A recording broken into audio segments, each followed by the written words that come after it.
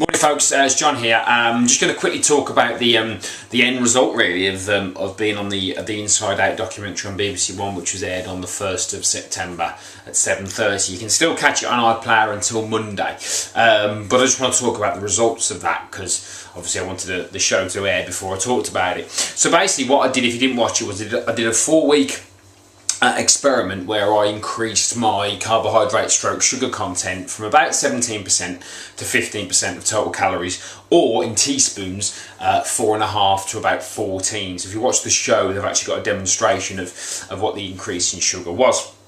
So it was quite an interesting experiment for two reasons. Number one, because I was overweight for most of my life, about 20 years. So yeah, and there's a theme there in terms of trying to, be scared of going backwards and be scared of putting weight back on. So that was always on the agenda. And the second side of it was due to my level of activity and the strictness of my diet. Because my diet was very fat-based. It was very sort of, non-man-made fat. I'm not talking, you've got to get clear in your head about what we're talking about here. It was a lot of mackerel, a lot of eggs, a lot of that sort of stuff, high fat and high protein diet. So those were the two major changes, the two major factors that were involved in how the experiment went really. How easily I gained weight from being fat before, and secondly the shift or the trebling of the carbohydrate consumption. So if you haven't watched the show, have a watch, but the results were basically this. I put on about 3 pounds, about 2% body fat, and that would have been fat, not muscle.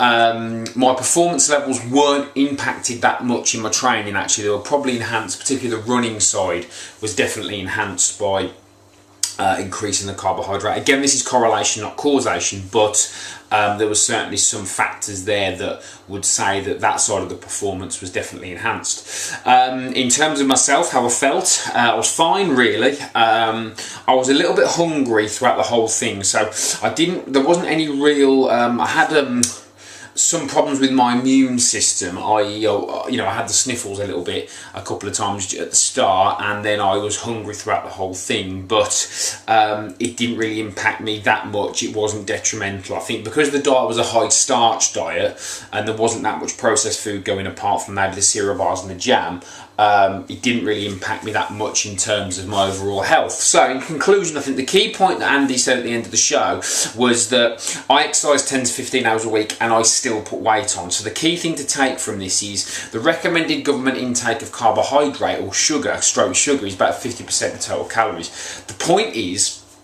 that we're all individuals, so I can get away with that because I've been doing this for 9 years, and if you say to me here's a diet, follow it, I can.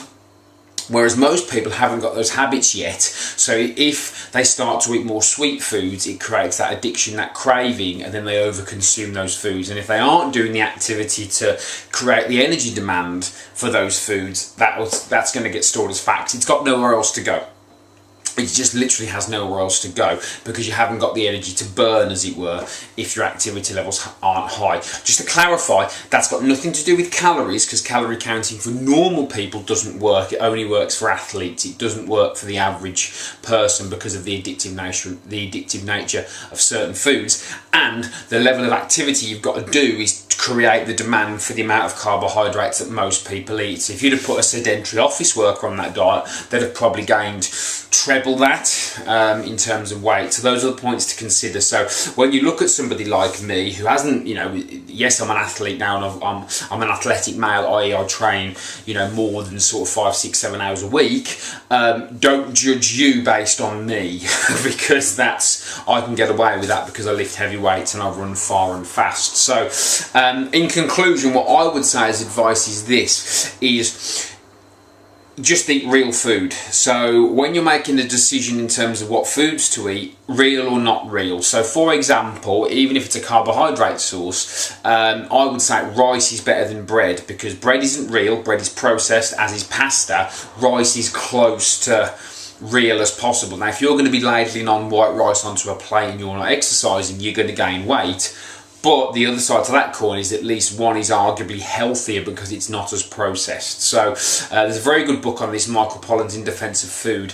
Michael Pollan clearly says, look, if we all just ate food, or as close to food as possible, we wouldn't have the problems that we've got today. So anything with loads of ingredients in, everything with chemicals in, that's the problem that we've got. It's not necessarily macronutrients, as it were, in terms of carbs, fats and proteins. It's got more to do with, well, this particular organisation is saying it's okay to eat chemically engineered food-like products, and that's never going to be a good idea. And if we use our common sense, we would know that eating chemically engineered food is never a good idea. So that's the overall. So yeah, if you want to get in touch and speak about the experience, I'll pop my email address in the description at the bottom.